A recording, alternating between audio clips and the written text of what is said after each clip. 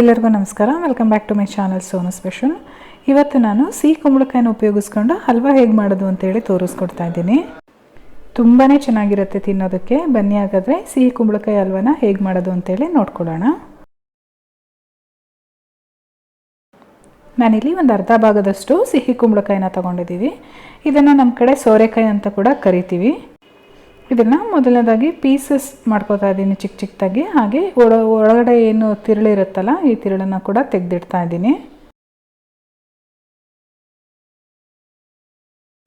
ಎಲ್ಲ ಪೀಸಸ್ನು ತಿರುಳು ತೆಗೆದಾದ್ಮೇಲೆ ಮೇಲ್ಗಡೆ ಸಿಪ್ಪೆ ಇರುತ್ತಲ್ವ, ಅದನ್ನು ಕೂಡ ನಾನಿಲ್ಲಿ ಎರಿದಾಕ್ತಾ ಇದ್ದೀನಿ. ಒಂದು ಪೀಲರ್ ಸಹಾಯದಿಂದ ಈ ರೀತಿ ಮೇಲ್ಗಡೆ ಎಲ್ಲ ಪೀಲ್ ಮಾಡ್ಕೊಳ್ಳಿ. ಅದೇ ರೀತಿ ಎಲ್ಲ ಪೀಸಸ್ದು ಕೂಡ ಸಿಪ್ಪೆ ಎಲ್ಲ ತೆಗೆದು, ನಮಗೆ ಯಾವ ಕಡೆ ತುಂಬ ಸಣ್ಣದಾಗಿ ಹೋಲಿರುತ್ತಲ್ಲ ಆ ಕಡೆ ನಾವು ಸೋರೆಕಾಯಿನ ತುರ್ಕೊಳ್ಬೇಕಾಗತ್ತೆ.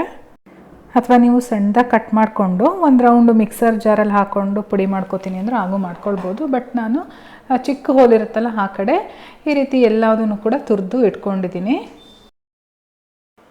ಸ್ಟವ್ ಮೇಲೆ ಒಂದು ಫ್ರೈಯಿಂಗ್ ಪ್ಯಾನ್ ಇಟ್ಕೊಂಡಿದ್ದೀನಿ. ನಾನು ಇದಕ್ಕೆ 2 ಟೇಬಲ್ ಸ್ಪೂನಷ್ಟು ಕ್ಲಾರಿಫೈಡ್ ಬಟರ್ನ ಹಾಕ್ಕೊಳ್ತಾ ಇದ್ದೀನಿ. ತುಪ್ಪ ಬೇಕಾದರೂ ಹಾಕ್ಕೊಳ್ಬೋದು, ಮಸಾಲೆ ತುಪ್ಪ. ಇದಕ್ಕೆ ಒಂದು 7ರಿಂದ 8 ಗೋಡಂಬಿ, ಹಾಗೆ ನಾನಿಲ್ಲಿ ಬಾದಾಮಿನ ಸೇರಿಸ್ಕೊಂಡಿದ್ದೀನಿ. ಒಂದು 5ರಿಂದ 6 ಬಾದಾಮಿನ ಮಧ್ಯದಲ್ಲಿ ಚಿಕ್ಕ ಚಿಕ್ಕದಾಗಿ ಕಟ್ ಮಾಡಿಕೊಂಡು ಹಾಕ್ಕೊಂಡಿದ್ದೀನಿ. ಬಾದಾಮಿ ಮತ್ತು ಗೋಡಂಬಿ ಸ್ವಲ್ಪ ಫ್ರೈ ಆದಮೇಲೆ ಒಣ ದ್ರಾಕ್ಷಿನ ಸೇರಿಸ್ಕೊಂಡು ಇದನ್ನು ಕೂಡ ಚೆನ್ನಾಗಿ ಫ್ರೈ ಮಾಡಿಕೊಂಡು ಸಪ್ರೇಟಾಗಿ ಒಂದು ಪ್ಲೇಟಲ್ಲಿ ಹಾಕಿ ಎತ್ತಿಟ್ಕೊಂಡಿರ್ತೀನಿ. ಇವಾಗ ಅದೇ ಪ್ಯಾನ್ಗೆ ನಾನು ಒಂದು ಕಪ್ನ ತೊಗೊಂಡು ಅಳತೆ ಮಾಡಿ ಹಾಕ್ಕೊಳ್ತಾ ಇದ್ದೀನಿ. ಈ ಕಪ್ಪಲ್ಲಿ ನನಗೆ ಸುಮಾರಾಗಿ 3 ಕಪ್ಪಷ್ಟು ಸೋರೆಕಾಯಿ ತುರಿ ಸಿಕ್ತು. ನಾವು ಸಕ್ಕರೆ ಹಾಕ್ಕೊಳೋದಕ್ಕೆಲ್ಲ ಅಳತೆ ಮಾಡಿ ಈಸಿ ಆಗುತ್ತೆ. ನಾವು ಯಾವುದೇ ಸ್ವೀಟ್ ಮಾಡಲಿ ಅಳತೆ ಮಾಡಿ ಹಾಕ್ಕೊಂಡ್ರೆ ತುಂಬಾ ಪರ್ಫೆಕ್ಟಾಗಿ ಬರುತ್ತೆ.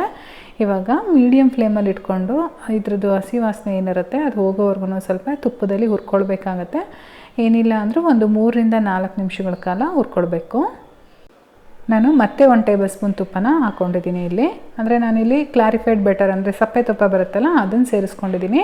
ನೀವು ಬೇಕಿದ್ರೆ ಮಸಾಲೆ ತುಪ್ಪನ ಹಾಕ್ಕೊಳ್ಬೋದು.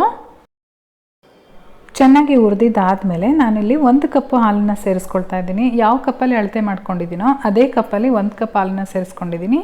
ಹಾಲು ಹಾಕಿದ ಮೇಲೆ ಮತ್ತೆ ನಾವು ಒಂದು 3ರಿಂದ 4 ನಿಮಿಷಗಳ ಕಾಲ ಬೇಯಿಸ್ಕೊಳ್ಬೇಕಾಗತ್ತೆ. ಹಾಲು ಹಾಕಿ ಒಂದು 3ರಿಂದ 4 ನಿಮಿಷಗಳಾದಮೇಲೆ ಇವಾಗ ನಾನು ಹಾಲು ಪೌಡ್ರು ಒಂದು ಅರ್ಧ ಕಪ್ ಯೂಸ್ ಮಾಡ್ತಾ ಇದ್ದೀನಿ. ಹಾಲು ಪೌಡ್ರ್ ಹಾಕೋದ್ರಿಂದ ಟೇಸ್ಟು ತುಂಬಾ ಚೆನ್ನಾಗಿ ಬರುತ್ತೆ. ಕೋವಾ ಎಲ್ಲ ಹಾಕ್ತೀವಲ್ಲ ಆ ರೀತಿ ಟೇಸ್ಟ್ ಇರುತ್ತೆ. ಇಷ್ಟ ಇಲ್ಲ ಅಂದರೆ ಬೇಕಾದರೆ ಸ್ಕಿಪ್ ಮಾಡ್ಕೊಳ್ಬೋದು. ಹಾಲು ಪೌಡ್ರ್ ಹಾಕಿದ ಮೇಲೆ ಚೆನ್ನಾಗಿ ಒಂದ್ಸರಿ ಮಿಕ್ಸ್ ಮಾಡ್ಕೊಳ್ಬೇಕು. ಒಂದು ಅರ್ಧ ನಿಮಿಷ ಫ್ರೈ ಮಾಡ್ಕೊಳ್ಬೇಕು ಹಾಲು ಪೌಡ್ರ್ ಹಾಕಿದ ಮೇಲೆ. ನಂತರ ಇದಕ್ಕೆ ನಾನು ಸಕ್ಕರೆನ ಆ್ಯಡ್ ಮಾಡ್ತಾ ಇದ್ದೀನಿ. ಅದೇ ಕಪ್ ಅಳತೆನಲ್ಲಿ 1 ಕಪ್ಪು ಸಕ್ಕರೆನ ಹಾಕ್ಕೊಳ್ತಾ ಇದ್ದೀನಿ. ಇದು ಕೂಡ ಸೇಮ್ ಮೆಷರ್ಮೆಂಟ್ ಕಪ್ಪು. 3 ಕಪ್ ಸೋರೆಕಾಯಿಗೆ 1 ಕಪ್ ಸಕ್ಕರೆ ಹಾಕ್ಕೊಂಡ್ರೆ ಮೀಡಿಯಮ್ ಆಗಿರುತ್ತೆ, ಸ್ವೀಟು ಕರೆಕ್ಟಾಗಿರುತ್ತೆ. ತುಂಬ ಸ್ವೀಟ್ ಇಷ್ಟಪಡ್ತೀರಾ, ನನಗೆ ಸ್ವೀಟ್ ಜಾಸ್ತಿ ಇರಬೇಕಪ್ಪ ಅನ್ನೋರು 1/4 ಕಪ್ಪು ಅಥವಾ 1.5 ಕಪ್ಪು ನೀವು ಸಕ್ಕರೆನ ಹಾಕ್ಕೊಳ್ಬೋದು. ನೋಡಿ ಇವಾಗ ಸಕ್ಕರೆ ಎಲ್ಲ ಚೆನ್ನಾಗಿ ಕರಗಿದೆ. ಇವಾಗ ಈ ಸಕ್ಕರೆನಲ್ಲೇ ಚೆನ್ನಾಗಿ ಬೇಯಬೇಕು ಸೋರೆಕಾಯಿ. ನಾವೇನು ಹಾಕ್ಕೊಂಡಿದ್ದೀವಿ ಸಿಹಿ ಕುಂಬಳಕಾಯಿ ಇದು ಚೆನ್ನಾಗಿ ಬೇಯಬೇಕು. ಹಾಗಾಗಿ ನಾವು ಸುಮಾರಾಗಿ ಒಂದು 10 ನಿಮಿಷಗಳ ಕಾಲ ಬೇಯಿಸ್ಕೊಳ್ಬೇಕಾಗತ್ತೆ. ಒಂದು ಅರ್ಧ ಬೆಂದಾದಮೇಲೆ ನಾನು ಇದಕ್ಕೆ ಒಂದು ಅರ್ಧ ಟೀ ಸ್ಪೂನಷ್ಟು ಏಲಕ್ಕಿ ಪೌಡರ್ನ ಸೇರಿಸ್ಕೊಂಡು ಮಿಕ್ಸ್ ಮಾಡ್ಕೊಳ್ತಾ ಇದ್ದೀನಿ. ಇವಾಗ ಏನು ತೆಳುವಾಗಿ ಕಾಣಿಸ್ತಾ ಇದೆ, ಚೆನ್ನಾಗಿ ಬೆಂದ ಮೇಲೆ ಫುಲ್ಲು ಟ್ರಾನ್ಸ್ಪರೆನ್ಸಿ ಆಗುತ್ತೆ. ಹಾಗೆ ತಳ ಬಿಟ್ಟು ಬರೋದಕ್ಕೆ ಶುರುವಾಗುತ್ತೆ. ಅಲ್ಲಿವರೆಗೂ ನಾವು ಬೇಯಿಸ್ಕೊಳ್ಬೇಕಾಗತ್ತೆ. ಇದರ ಜೊತೆಗೆ ನಾನು ಮತ್ತೆ 1 ಟೇಬಲ್ ಸ್ಪೂನಷ್ಟು ತುಪ್ಪನ ಆ್ಯಡ್ ಮಾಡ್ತಾ ಇದ್ದೀನಿ. ಟೋಟಲ್ ಆಗಿ ನಮಗೆ ಒಂದು 1/4 ಕಪ್ ತುಪ್ಪ ಆದ್ರೂ ಬೇಕು. ಹೈ ಫ್ಲೇಮಲ್ಲಿ ಇಟ್ಕೊಂಡೇ ಬೇಯಿಸ್ಕೊಳ್ಳಿ. ಮೀಡಿಯಮ್ ಫ್ಲೇಮಲ್ಲಿ ನೀವು ಇವಾಗ ಇಟ್ಕೊಳ್ಬೇಕು ಅಂತ ಏನಿಲ್ಲ. ಇವಾಗ ನೋಡ್ತಾ ಇರ್ಬೋದು ನೀವು ಗಟ್ಟಿ ಆಗ್ತಾ ಇದೆ. ಈ ಟೈಮಲ್ಲಿ ನಾನು ಫಸ್ಟೇ ಫ್ರೈ ಮಾಡಿ ಇಟ್ಕೊಂಡಿದ್ನಲ್ಲ ಡ್ರೈ ಫ್ರೂಟ್ಸು, ಅದನ್ನೆಲ್ಲ ಇದರೊಳಗಡೆ ಸೇರಿಸ್ಕೊಳ್ತಾ ಇದ್ದೀನಿ. ಅದ್ರ ಜೊತೆಗೆ ನಾನು ಮತ್ತೆ 1 ಟೀ ಸ್ಪೂನಷ್ಟು ತುಪ್ಪನ ಸೇರಿಸ್ಕೊಂಡಿದ್ದೀನಿ.